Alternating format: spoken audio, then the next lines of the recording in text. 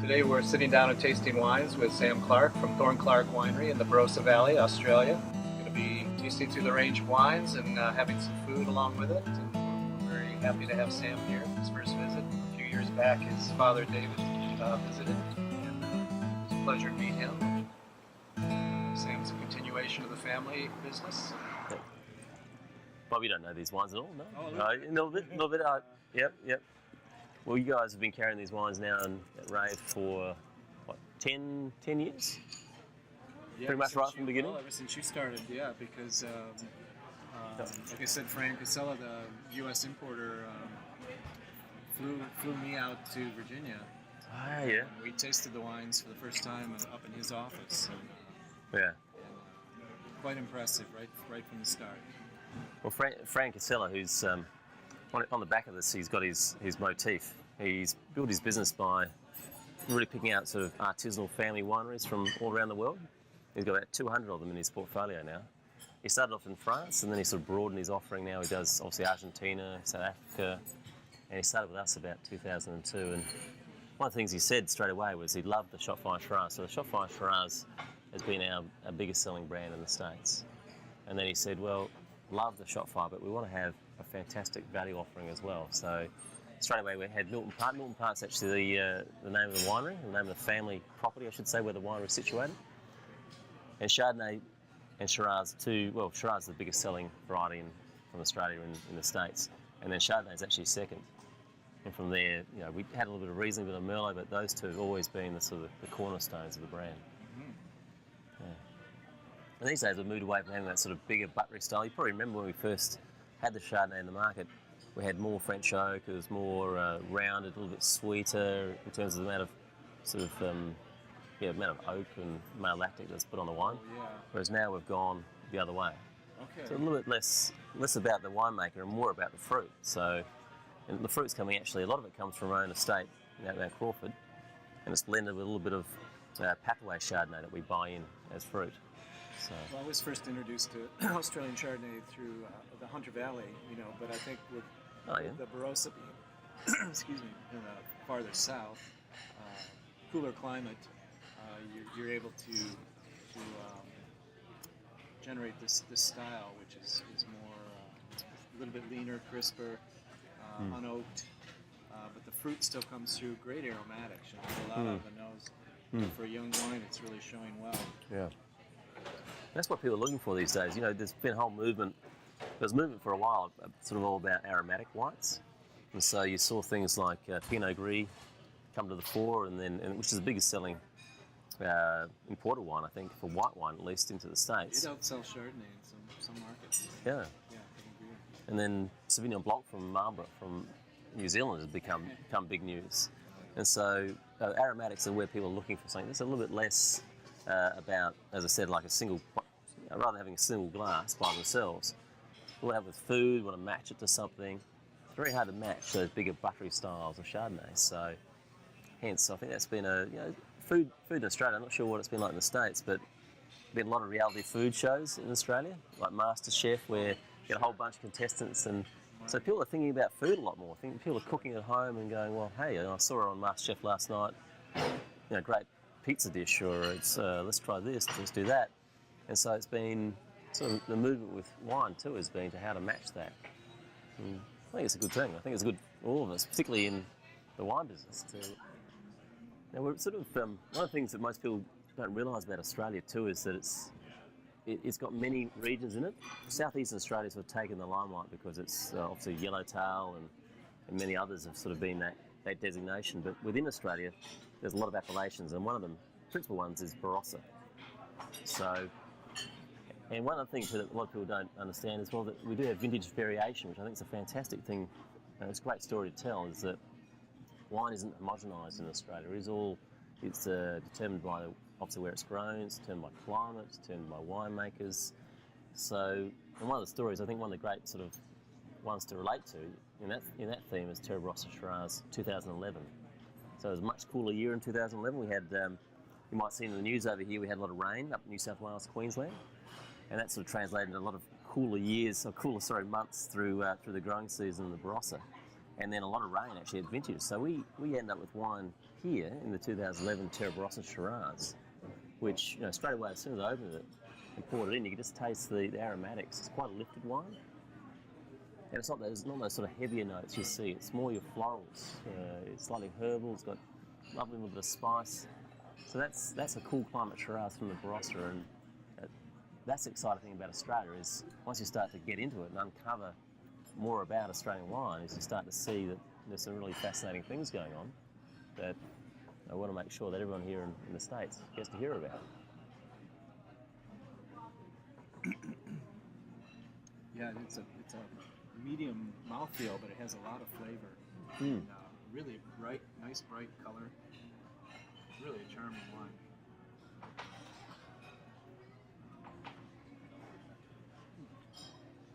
Like you said, the colours, it's not that deep sort of inky purple. It's more of your deep red garnet. Yeah, it's probably a good description for it.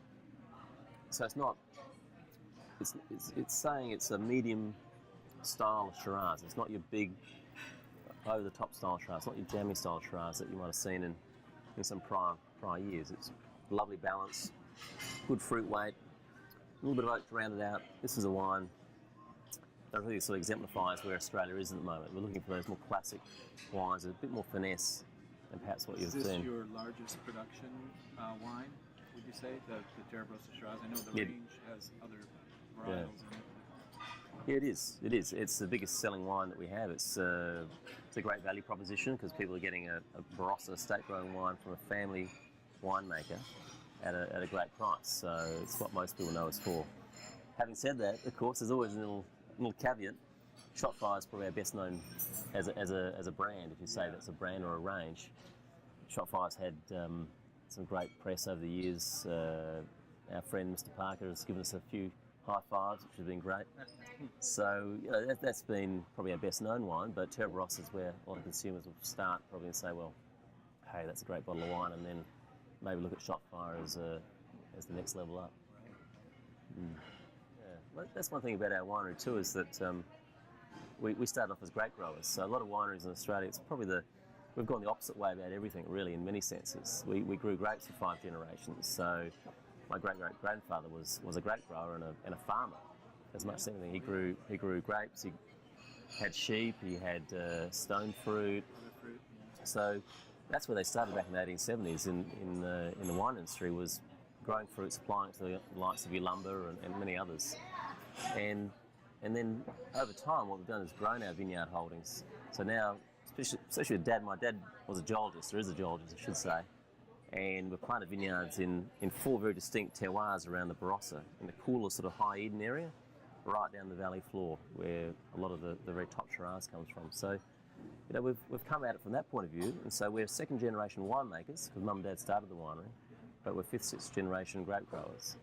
Whereas other people have gone the other way. They started as winemakers and then supplied, over time, maybe bought a few of their own vineyards. Maybe accumulate vineyards, Whereas we've planted all our vineyards from scratch.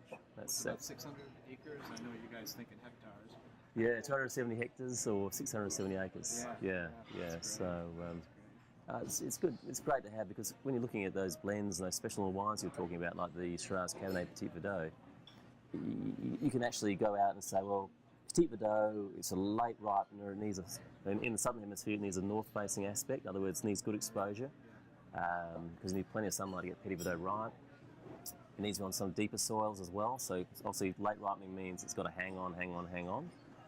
And you can do that as a grape grower winemaker versus a winemaker who wants to Petit Verdot. If you don't plant it yourself, you've got to go out and talk to a grape grower, and they've got to plant it. And whereas we're all about, at the end of the day, we're all about making sure we get a fantastic wine in the bottle, and we can start right from putting the rootings in the ground to vinifying it and producing it, and that's really an advantage. So, yeah. Well, that's a little bit about the Terra Barossas. Do you want to try a little bit more of the Shotfire range? Certainly. The Shiraz and the Cortage? Twist my arm. Well, don't want to move on too quickly, but, Yeah, I love that Shiraz. I mean, we opened that up about, a couple of hours ago, and just give it a little time, a little air, and you can just see it starting to really come out. Well, in recent times too, there's been American oak is traditionally used with Shiraz, but we're using a little bit more French oak these days as well. So American oak is beautiful in the sense that it's got that richness that can really match to a bigger style Shiraz. But when you're making wine a little bit more finesse, French oak's lovely in the sense that it gives more cedriness to a wine. It doesn't have overt sort of characteristics. It rounds a wine out without sort of imparting too much of its own characteristics on the wine. So it's been you can see that wine, you can see it's actually got more French oak. You can see that cedriness, but you don't see that sort of overt chocolate vanilla character you might see on an American oak wine. Sure. Yeah. So we're stepping up to the big brother of the Terra Shiraz. And you can see it's got more overt oak. It's more of a richer style. So shot fire, as you step up, what we do is essentially in the winery, we try to manage the vineyards so that we have an idea of where shot fire will be in terms of when we're picking. Okay. And so we tend to go out, and what we do as we get closer to picking is go out and look at the Beaumets, look how the wines, the grapes in a sense, are tasting. And then when we pick it, there's certain fermenters in the winery that we use for shot fire versus Terra Barossa. So the shot fire goes into the smaller sort of 5-ton, 7-ton stainless steel fermenters. And once it's fermented through, it goes into about 40% new oak. Oh, okay. So as much as you like to think you would know it from day one, you have to sort of learn it as you go a bit. You know, it just doesn't. It's not a formula. It has to be tasted. So it's tasted every stage, and once it's getting into that point where you're saying, okay, that is definitely shot fire, then it goes in that barrel program, and then from there we choose William Randall out of that, all those selection of barrels. So we might end up with 500 barrels, say, of what we think would be shot fire Shiraz, and then there'll be components out of there, or barrels out of there just exceptional, and they get selected out into the William Randall program. So yeah, it's all done right for the vineyard, but the thing I've learned over the years is that you can never say yes, that's shot fire, or yes, that's Terra Barossa. It really is a process of working through. Some wines, you might put them in barrel and think, oh yeah, I know what it is, and 6 months later you come back to it and it's changed. Oh, okay. It's either because wines go through phases where certainly when they get in a barrel, they tend to dip down, they get sulfur added, and the wines sort of get closed, and you can't see anything for a while, and then 6 months later they'll open up and go, hey, go. So how many barrels are employed, like in any given vintage? Do you have to select from? Yeah, in total we have about 2,000 barrels in the barrel hall, but of that we buy about 200, 250 barrels new every year. Really? And then from there, obviously, William Randall is 100% new oak, so that gets And it's creme de la creme. Is it all French oak? Predominantly French for William Randall, so 60-40, or can be higher depending on how the wine comes together. It's more. I know it's winemakers have a very strong scientific background, but there's a fair bit of artistic. Because at the end of the day, what makes a great wine? Maybe all three of us have different opinions on what is a great wine. So it comes back to winemakers' personality and what they see as a subjective art, in a sense. But it's underlying it, of course, is a lot of science. I've always thought there was parallels between the winemaking and recording. Because you have a whole palette of sounds to choose from. What are you going to leave in? What are you going to take out? Type of thing. What gets selected? And the artistry. I mean, the process is fairly mechanical, but yeah, at some point you've got to make that decision on the final cuvee or the final track. The mix. Mm-hmm.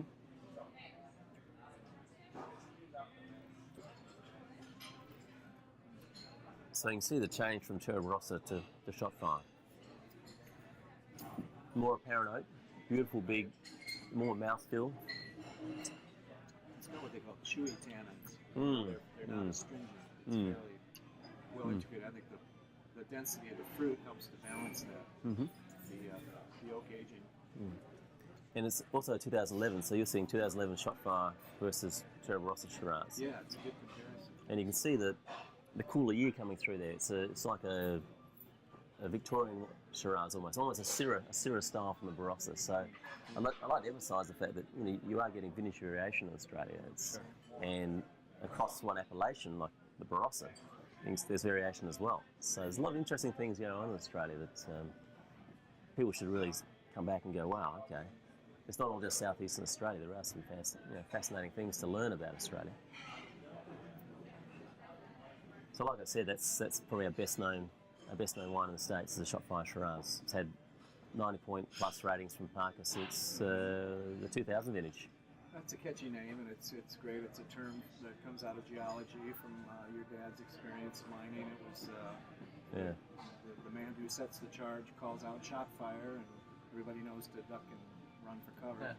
Yeah, Something's going to blow up. yeah, the slow and the dead. Yeah, That's right. Yeah, so that's a lot of fun. That wine. It's it's not too over the top. You know, I mean, it gives you a good glass of wine, but it's. I don't know if maybe that's the vintage you talk about. The vintage, a little more restraint, maybe in the 2011. Yeah, I think so. It's but still spot on, you know, as far as what it gives you in balance of fruit and acidity. It's a good structure. absolutely part of the story. And I think the other thing is that we've had a couple of new female winemakers come into the winery who have brought their own sort of style, and I don't know whether you guys can see that, but they're a lot better looking than me, that's for sure. So Helen McCarthy is our senior winemaker, and her understudy, the winemaker, is Anna. So between the two of them, they've taken over responsibility for the winemaking from 2011 onwards.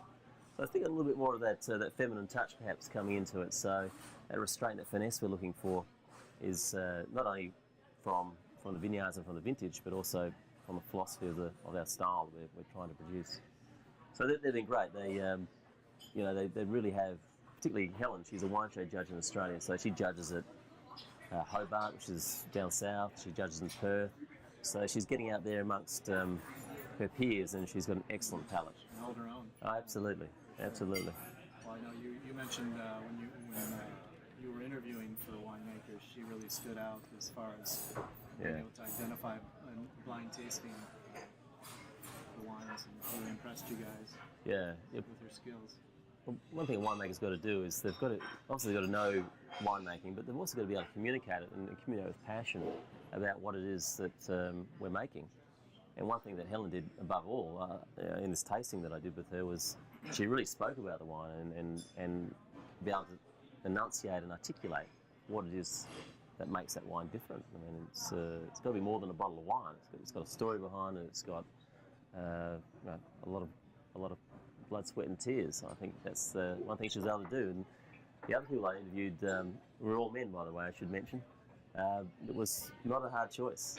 Not a hard choice. They couldn't really get to grips with. People really, when they tasting wine, they want to know, what is they're tasting and who makes it and why they're making it and where's it come from, the provenance. It's all very important stuff that you want to have the consumer identifying with. So it's just great to have someone on the team who can do all that and takes a load off me. Did she apprentice anywhere? Like, did she go to California or Europe to get some experience? Well, straight out of, she was one of the top students out of Roseworthy. Roseworthy is the wine school in Australia. It's sort of affiliated with the University of Adelaide. And she, once she came out, she was taken into Penfolds. Penfolds do quite a large undergraduate program. Okay. So not undergraduate, it would be a graduate program. And she went to Penfolds for 4 or 5 years. Okay. And she was tutored by some of the Penfolds. I love them, I hate them. Make some fantastic wines. And they've got some very, very good winemakers there. And you've got Peter Gago and some unknown guys, Steve Leonard, who's been making wines for Penfolds for 20 or 30 years.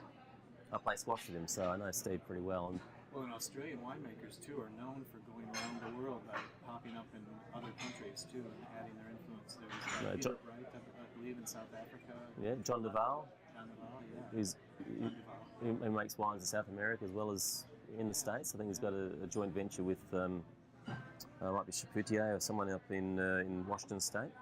He makes some wines up there. So that's a great training ground for Helen. So she really learned, cut her teeth there.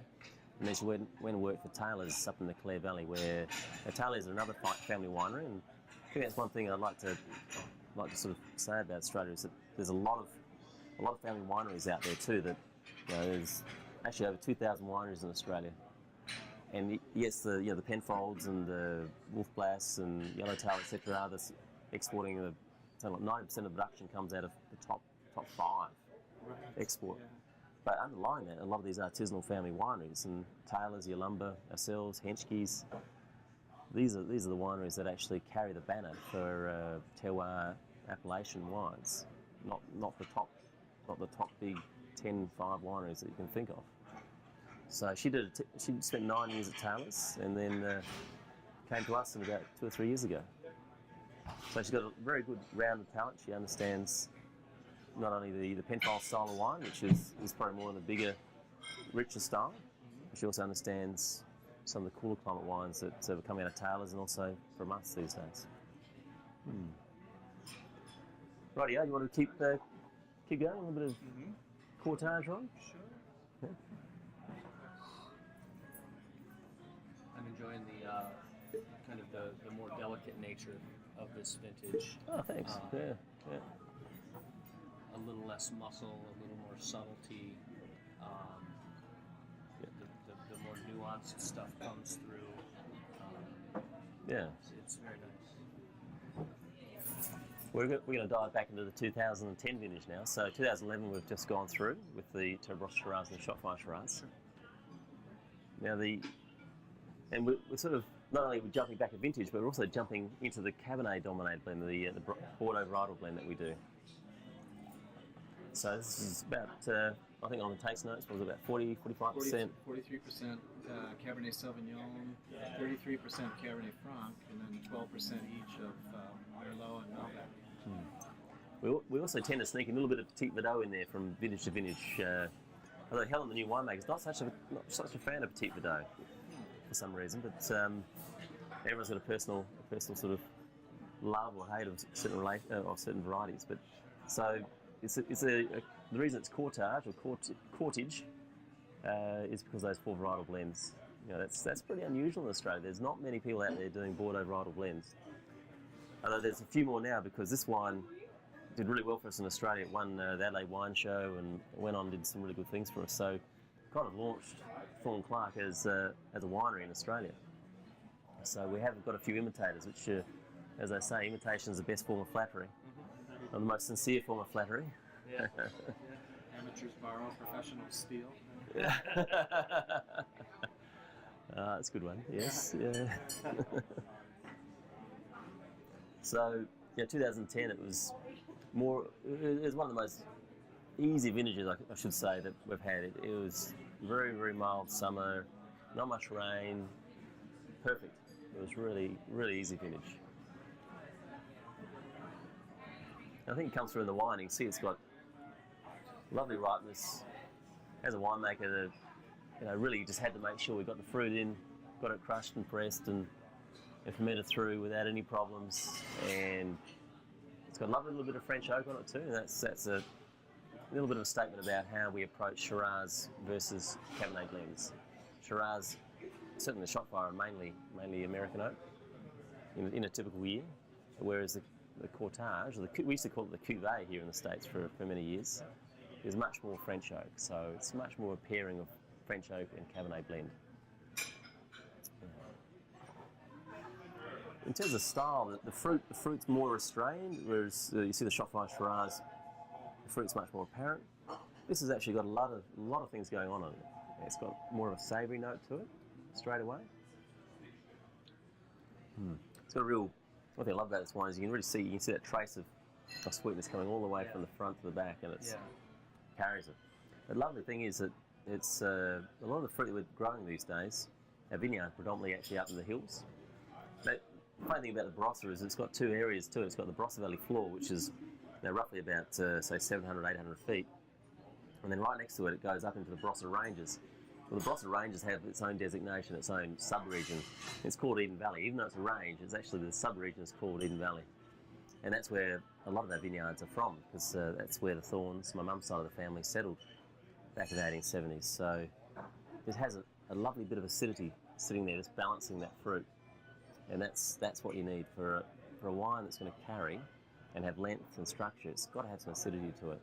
I think that's what the message has been from, or what South Australia and South East Australia hasn't been known for is having that. It's being grown predominantly in the warmer inland areas where the wines have beautiful fruit, but they don't necessarily have the backbone to carry it. Whereas one thing I love about that wine is it's just got it. It's got great balance. So that's a wine you can lay down and see some years in the cellar. A little spiciness in the finish too. I don't know if that's from the characteristic of the grapes or that's 14.5% alcohol roughly. Little heat there, but I'm getting some pepper too. Yeah. So it's good though. Yeah. Adds to the complexity of the wine in a good way. Yeah.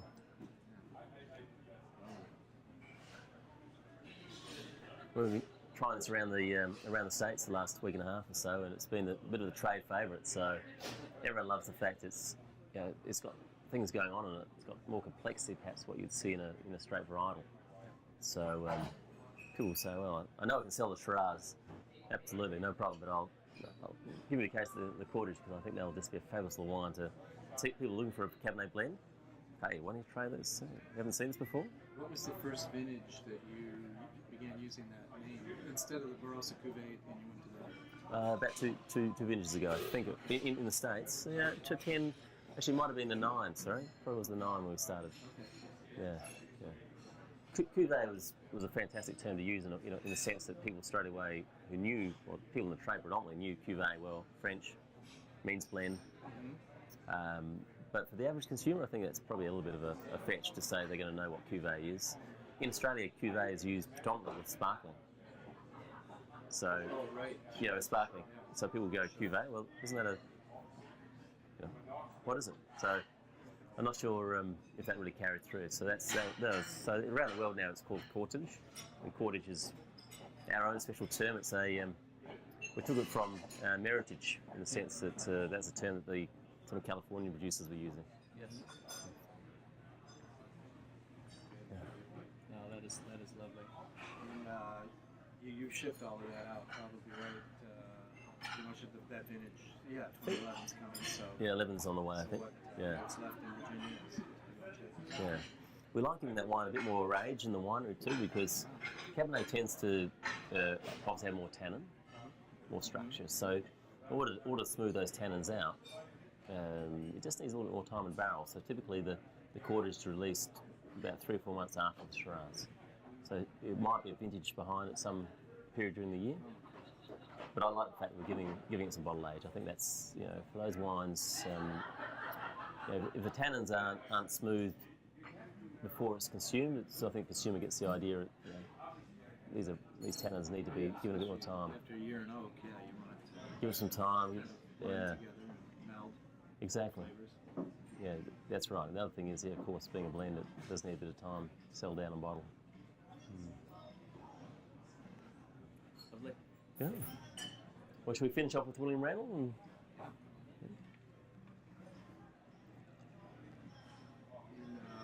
William Randall talked a bit about the origin of the name. Yeah, sure. Well, my great-great-grandfather was was actually an Englishman, believe it or not. He came out to South Australia. South Australia was settled by free settlers. So years and years ago, South Australia was one of the last places to settle in Australia.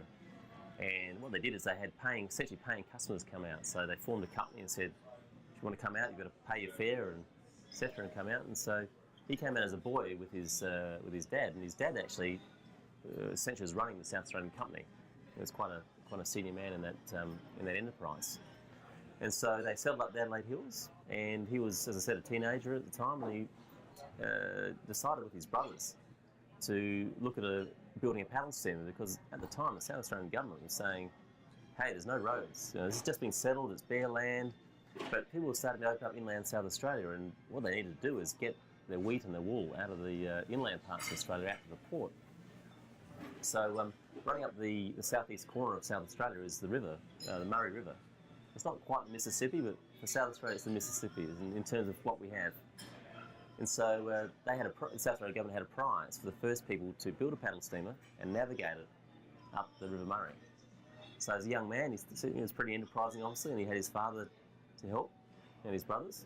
So he actually built it, believe it or not, up in the Adelaide Hills, which is probably 50, 60 kilometres or 30 miles from the River Murray. Built it first, got it all assembled saw that it worked, disassembled it, and then took it all down by drays and bullocks, all the way down to the River Murray, reassembled it, and put it on the river. So, and he did this from no experience. He had no experience, no shipbuilding, nothing. Just So, that engineering mindset.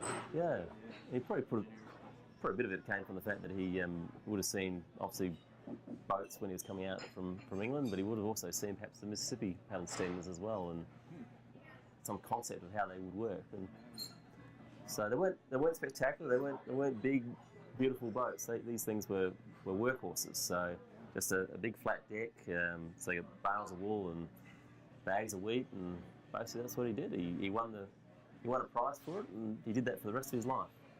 So he was a fairly famous South Australian. He was a parliamentarian later in life, and had a big beard down about here somewhere. So we called him Big Smoking Bill because he looked like a pretty tough sort of guy. He would have been. Fit right in with ZZ Top. Yeah, exactly. Yeah, exactly. That's right. He had an electric guitar. Yeah. With the beards, Yeah. Big nose. Oh man. Passes the finger test, as we like to say. You can't see your finger through the wine. Yeah. The fingers test.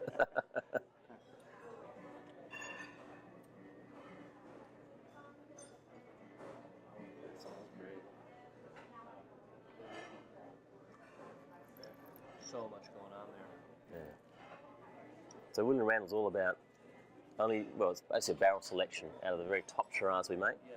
So out of those 500 barrels, we might have a Shiraz in one particular vintage. We're picking out just the very best of those. We only ever do it in the best vintages. So we didn't make. It's almost gone to every even year from now since we made a 98. We didn't make a 90. Oh, we made a 99. We made a 2000. And we also made a 2001. But then from then on, we made 2002, but no 03. 05 we didn't make an 07, didn't make an 09, didn't make a 2011. So it's almost as if the even years are the ones that have done so well in the Barossa in recent times. But the 13 vintage, which has obviously just been put to bed, we start our vintages obviously the different opposite end of the spectrum for the northern hemisphere. That's looking pretty good. So there might be a William Randall out of 2013, but there wasn't one out of 2011. What do you need to determine that? What kind of climate conditions or what kind of vintage conditions do you need to make the top line in the range? Well, it's hard to say because every vintage is so different. But you need really good optimum growing conditions. So typically the very best wines, or the best Shiraz, comes out of the smaller berries. So obviously you don't want too much rain at the wrong time of year. Yep. You want lovely open canopies. So if you get too much rain as well, you not only do you get bigger berries, but you also get these canopies which shade the fruit, and you end up with these green astringent characters left in the wine. You don't want any of that. Equally, you don't want too dry a season whereby the canopies are, because the canopies, the leaves themselves are what produce the sugars that ultimately end up in the wine. Sure. And they're the ones that you ferment through to give you your character. And also the skin carries the anthocyanins, which are the red characteristics, as well as the flavours. So you want decent canopies, good healthy canopies, but not too much. So it's sound like a typical farmer here. I want a bit of rain, but not too much rain. I want a bit of heat, but not too much heat. But how that all sort of coalesces into what makes the best wine, it's hard to say. It's hard to say, but they're the sort of things you're looking for. And it's a bit of a truism these days when they say that less is more. In other words, the less you have to do in the vineyard, and the less you have to do in the winemaking, typically the better the wine. Yeah. In other words, if the grapes are growing perfectly well out in the vineyard, leave them alone. Yeah. Just do minimal things to them. The more you actually have to go out there and spray or irrigate or do this or do that, it's meaning the vintage is probably not going as well as you'd like. Sure. So in 2010, it was one of those minimal years. It just everything was going well, so we didn't have to go out there and play with it at all, which was great. And the same in the winemaking sense; it was just good fruit. But William Randall, he's this is probably one of the best wines we ever made. I'm proud to say. It's just a nice new packaging on it too, and the case box is really nice, lay down, high gloss. Paperboard, great graphics. Yeah, if you lift up the inside of the, if you lift up the cover, it's 6 sleigh down. As Bob was saying, on the inside of the cover there's the story of William Randall and a picture of him standing there. So, yeah. So we've tasted 3 Shirazes today, and you can see that with William Randall, that story of finesse and class and classic sort of style Shiraz, you can see it coming through there because it's predominantly French oak and it's 100% new oak. The great density of fruit, it's got weight without being heavy. Yes. It's elegance.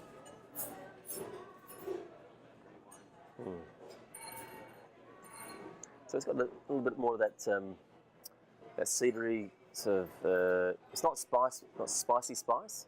It's more of the herbs, or trying to think of some of the herbs that you sort of relate to this. You can see it there, but it's not a dominant character. It's just giving that wine, as I said, a little more finesse. It's not the fruit coming out. It's more the other characteristics of the wine coming out.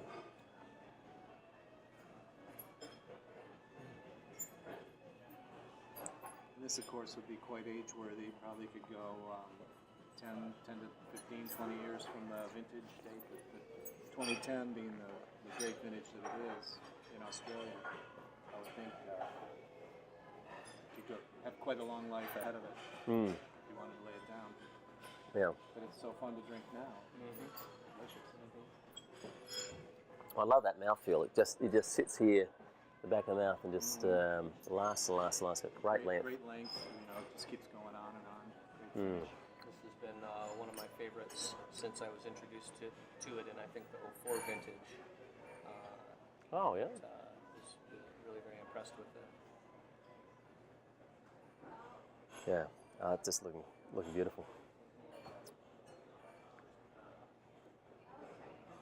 Yeah, I like as you said, it's got that balance. So 5, 7, maybe 10 years, this wine will actually still get better. But with William Randall, you can drink it now and enjoy it now. Yeah.